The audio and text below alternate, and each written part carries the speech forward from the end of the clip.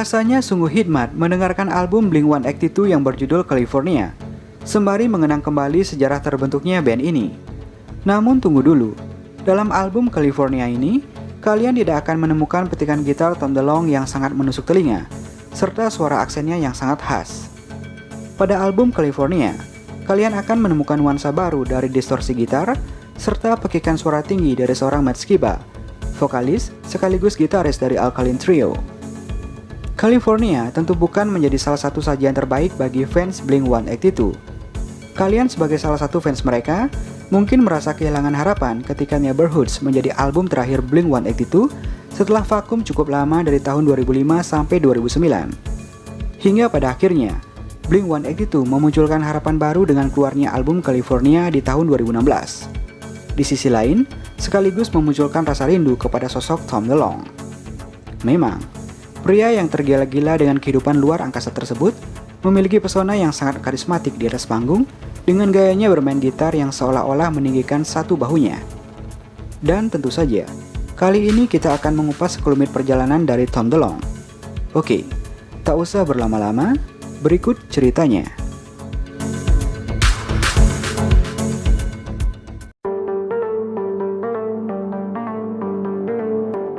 Thomas Matthew DeLonge Jr. atau yang biasa dipanggil Tom DeLonge tidak pernah bercita-cita untuk menjadi seorang superstar.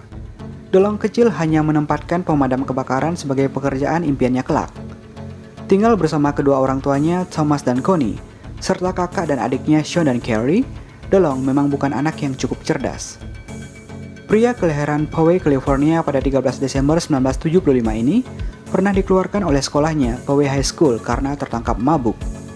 Hal tersebut disinyalir karena kedua orang tua DeLonge bercerai saat dirinya masih berusia 18 tahun, yang nantinya menjadi salah satu topik yang diangkat DeLonge dalam lagu Stay Together for Kids.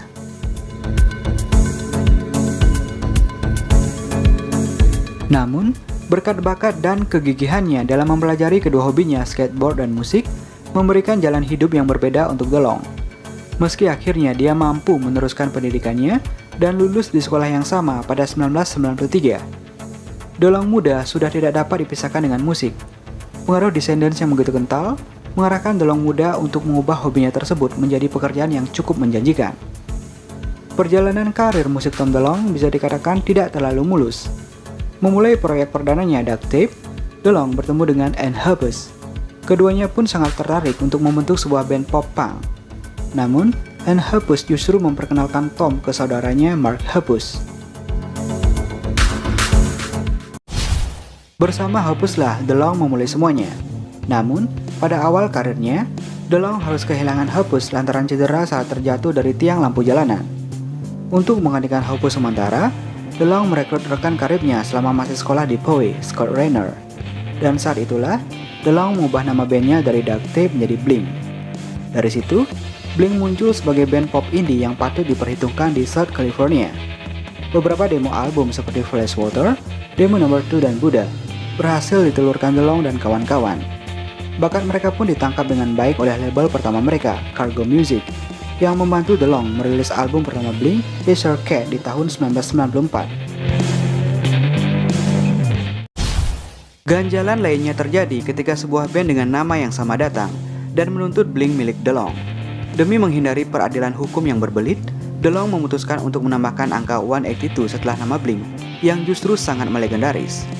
Sejak itu, Blink-182 tampil meroket di tangga-tangga lagu Amerika Serikat. Setelah merilis album kedua mereka, Dude Range, dengan label baru, DeLonge memecat Scott Raynor dan merekrut Travis Barker di posisi drummer. Meski ada pergantian personil, karir Blink-182 dan DeLonge sendiri terus menanjak dengan rilisan album ketiga, Enema of the State, hingga album ke-6 mereka, Neighborhoods.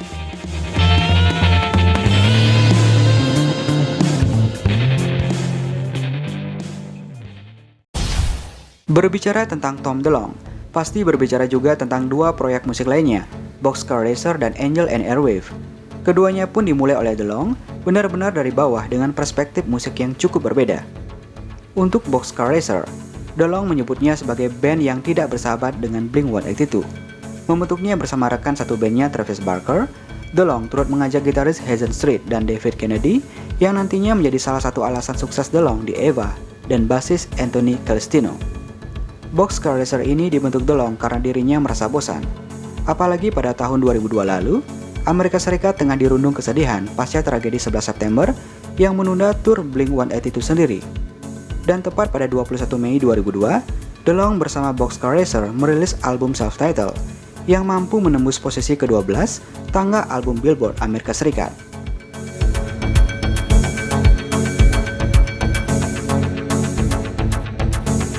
Setelah itu, Boxcar Racer seperti ditinggalkan oleh DeLonge yang kembali berkonsentrasi ke proyek Blink-182 yang pada rentang 2003 sampai 2005 merilis dua album lagi, self-titled Blink-182 dan Greatest Hits album.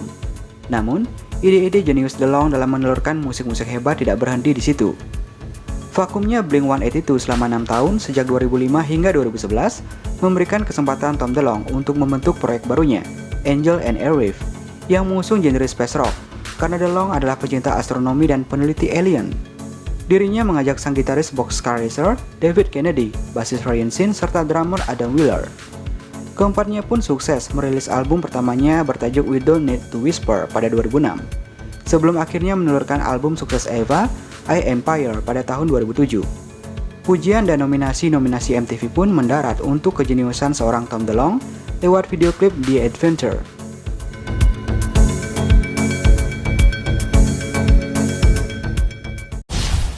Menurut Tom DeLonge, Angel and Airwave sendiri merupakan penerus dari proyek keduanya Boxcar Racer. Tidak hayal, beberapa lagu milik BCR justru muncul di album-album Angels and Airwave. Kesuksesan Angel and Airwave tidak terlepas dengan perceraian personelnya juga. Pada 2007 lalu, Ryan Sin hengkang dan digantikan oleh Matt Walker tanpa ada alasan yang jelas. Dan pada tahun 2011, sang drummer Adam Wheeler meninggalkan Eva tanpa alasan dan digantikan oleh drummer Lost Forehead, Ilan Rubin.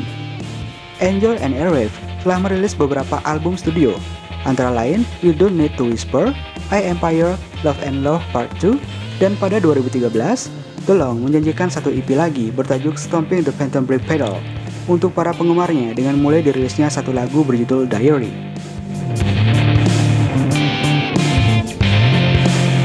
Balik lagi ke Blink-182 dan juga sempat saya jelaskan di konten Travis Barker sebelumnya. Perpecahan di tubuh Blink-182 memuncak pada Januari tahun 2015 saat acara Musing Music dan Tattoo Festival berlangsung di Costa Mesa, California, Amerika Serikat pada tahun 2015. Posisi DeLonge resmi digantikan Matt Skiba, gitaris dan vokalis kelompok Alkaline Trio. Kala itu, pihak band menyatakan dua alasan absennya DeLonge dalam sebuah rilis pers. Pertama, karena rekannya itu ingin berkonsentrasi mengerjakan proyek di luar musik. Alasan terakhir terkait perangnya DeLonge yang kerap menolak saat diajak rekaman.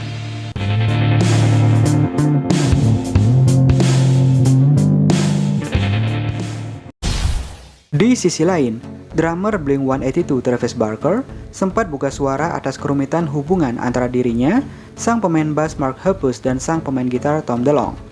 Sebelumnya, dikabarkan ia dan Hoppus telah berpisah dengan DeLonge setelah DeLonge enggan mengerjakan album terbaru Blink-182. Ia dan Hoppus lalu merilis pernyataan yang mengatakan DeLonge tidak lagi aktif dengan Blink-182 tanpa batas waktu yang ditentukan.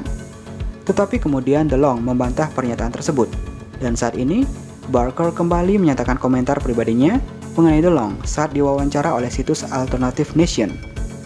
Dalam wawancaranya, ia mengatakan DeLonge bukan musisi punk rock sejati, karena musik punk rock hanya mampir sementara di telinga DeLonge. Ia juga menambahkan, DeLonge harus segera menyatakan keputusan mengenai posisinya di Blink-182 secara terbuka dan resmi.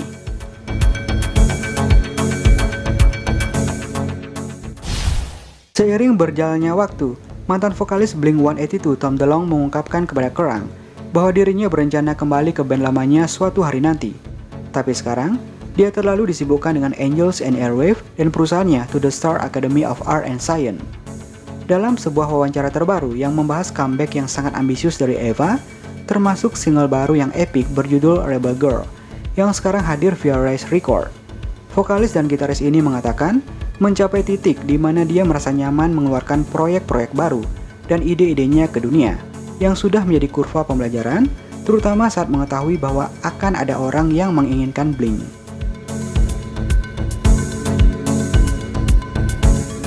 Sebagai fans Blink-182, Mungkin kalian benar-benar mengagumi sebuah karya Tom DeLonge walau tidak bersama Blink-182 lagi. Mau tidak mau, harus mengakui kecerdasan Tom DeLonge dalam membuat lagu bersama Eva. Di sisi lain, Blink-182 tetap berjalan dengan Matt Skiba, Mark Hoppus, dan Travis Barker.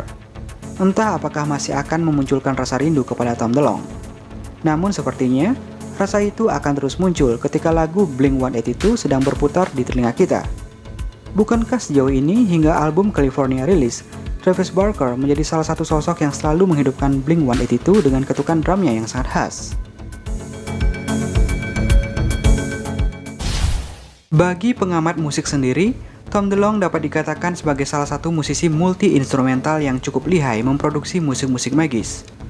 Pada tahun 2002 lalu, bahkan produsen gitar dunia Gibson berkolaborasi dengan Tom DeLonge untuk mendesain model signature terbaru gitar mereka. Di luar musik, Tom DeLonge dikenal sebagai seorang penganut paham Freemasonic yang kuat.